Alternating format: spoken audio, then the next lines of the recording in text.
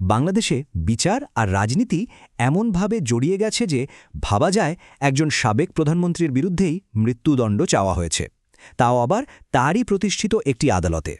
চলুন এই অবিশ্বাস্য কিন্তু বাস্তব গল্পটার গভীরে চাই আর পুরো বিষয়টা ধাপে ধাপে বোঝার চেষ্টা করি। আলোচনার শুরুতেই এই একটা বাক্য দেখুন, যা পুরো পরিস্থিতিটাকে একবারে তুলে ধরে। ক্ষমতাচ্যুত প্রধানমন্ত্রী শেখ হাসিনার বিরুদ্ধে তারই সরকারের আমলে তৈরি হওয়া একটি বিশেষ ট্রাইব্যুনালে মৃত্যুদণ্ড চাওয়া হয়েছে। এই নাটকীয় ঘটনায় কিন্তু আমাদের আজকের আলোচনার মূল প্রেক্ষাপট। কিন্তু প্রশ্ন হল, ব্যাপারটা ঠিক এই পর্যন্ত গড়াল কিভাবে? যে প্রধানমন্ত্রী নিজে এই ট্রাইব্যুনাল প্রতিষ্ঠা করেছিলেন, তিনি আজ কি করে সেই একই কাঠগড়ায়? এর উত্তরটা আসলে লুকিয়ে আছে এই ট্রাইব্যুনালের জটিল ইতিহাস আর এর আইনি মারপ্যাচের মধ্যে। আচ্ছা, প্রথমে তাহলে বর্তমান অভিযোগগুলোর দিকেই তাকানো যাক। সাবেক প্রধানমন্ত্রী শেখ হাসিনার বিরুদ্ধে ঠিক কি অভিযোগ আনা হয়েছে? তো প্রসিকিউশনের মতে শেখ হাসিনার বিরুদ্ধে মূল অভিযোগটা হল মানবতাবিরোধী অপরাধ। বলা হচ্ছে ২০২৪ সালের গণ অভ্যুত্থানের সময় যে বিক্ষোভকারীরা মারা গিয়েছিলেন তার পেছনের মূল পরিকল্পনাকারী নাকি তিনিই ছিলেন। আর যেহেতু তিনি এখন দেশের বাইরে নির্বাসনে আছেন, তাই তার অনুপস্থিতিতেই এই বিচারটা চলছে। তবে তিনি এই পুরো প্রক্রিয়াটাকে একটা ক্যাঙ্গারো কোর্ট বা পাতানো বিচার বলে উড়িয়ে দিয়েছেন। জাতিসংঘের একটা রিপোর্ট বলছে ২০২৪ সালের ওই সহিংসতায় প্রায় ১,৪০০ মানুষ নিহত হয়েছিলেন। এই সংখ্যাটাই কিন্তু পুরো ঘটনার ভয়াবহতাটা তুলে ধরে এবং কেন মানবতাবিরোধী অপরাধের মতো এত গুরুত্বর অভিযোগ আনা হয়েছে তার একটা ধারণা দেয়। এখন প্রশ্ন হল যে ট্রিব্যুনালে এই ঐতিহাসিক বিচারটা চলছে, সেই ট্রিব্যুনালটা আসলে কি? এই আইনি কাঠামোটা ঠিক কিভাবে কাজ করে?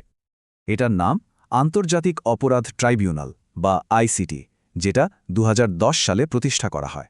এটা একটা দেশীয় ট্রাইব্যুনাল, মানে এর বিচারক এবং আইন সবই বাংলাদেশের, কিন্তু এর বিশেষত্ব হল এটা গণহত্যা বা মানবতা বিরোধী অপরাধের মতো আন্তর্জাতিক লেভেলের অপরাধের বিচার করার ক্ষমতা রাখে।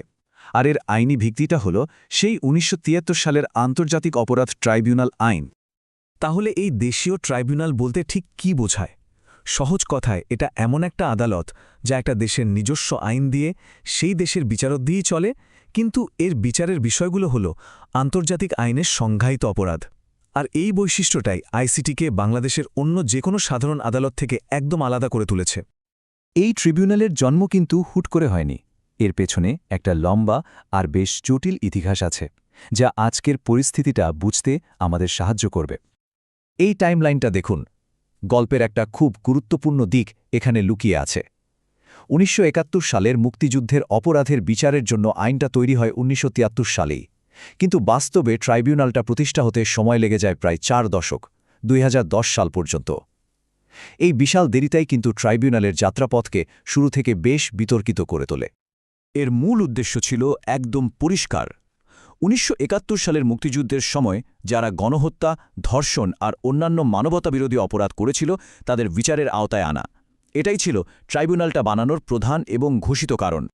কিন্তু প্রতিষ্ঠার পর থেকেই এই ট্রাইব্যুনালকে ঘিরে দেশে এবং বিদেশে এত রকমের বিতর্ক আর সমালোচনা তৈরি হয়েছে, যা এর বিশ্বাসযোগ্যতাকে বারবার প্রশ্নের মুখে ফেলেছে। সমালোচকরা শুরু থেকেই বেশ কিছু বিষয় নিয়ে উদ্বেগ জানিয়েছেন, যেমন আন্তর্জাতিক মানের স্বচ্ছ বিচার প্রক্রিয়ার অভাব, বিচারকদের স্বাধীনতা নিয়ে প্রশ্ন আর সুখরঞ্জন বালির মতো সাক্ষীকে অপহরণের অভিযোগ।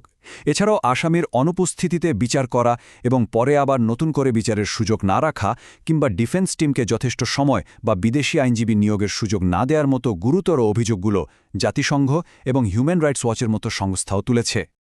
২০১২ সালে ট্রাইব্যুনালের তৎকালীন প্রধান বিচারপতির একটা ফাঁস হওয়ার স্কাইপ কথোপকথন এই বিতর্কের আগুনে আরও ঘি ঢালে। এই কথায় বিচার প্রক্রিয়ার ওপর সরকারি চাপের বিষয়টা এতটাই পরিষ্কারভাবে ফুটে ওঠে, যা বিচার বিভাগের স্বাধীনতা নিয়ে মারাত্মক প্রশ্ন তৈরি করে। ট্রাইব্যুনালের এই যে বিতর্কিত ইতিহাস, এটাই কিন্তু আজকের এই বিচারিক সংকটকে আরও অনেক বেশি জটিল করে তুলেছে। অতীতের যে প্রশ্নগুলোর কোনো সমাধান হয়নি, সেগুলোই এখন নতুন করে শেখ হাসিনার বিচারের ক্ষেত্রে সামনে চলে আসছে।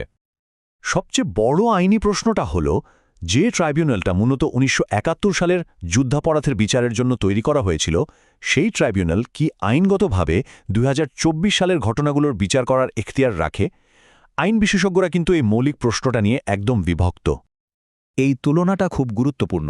বাংলাদেশের ১৯৭৩ সালের আইনে মানবতাবিরোধী অপরাধের সংজ্ঞায় হত্যা, নির্যাতন বা ধর্ষণের মতো কাজ অন্তর্ভুক্ত আছে। কিন্তু আধুনিক আন্তর্জাতিক আইন যেমন রোম সংবিধিতে বলা আছে, এই অপরাধগুলোকে একটা বেসামরিক জনগোষ্ঠীর বিরুদ্ধে ব্যাপক ও পরিকল্পিত আক্রমণের অংশ হতে হবে। সংজ্ঞার এই যে পার্থক্য, এটার কারণেই সমালোচকরা বলছেন হাসিনার বিরুদ্ধে আনা অভিযোগের আইনি ভিত্তিটা আসলে যথেষ্ট শক্তিশালী নয়।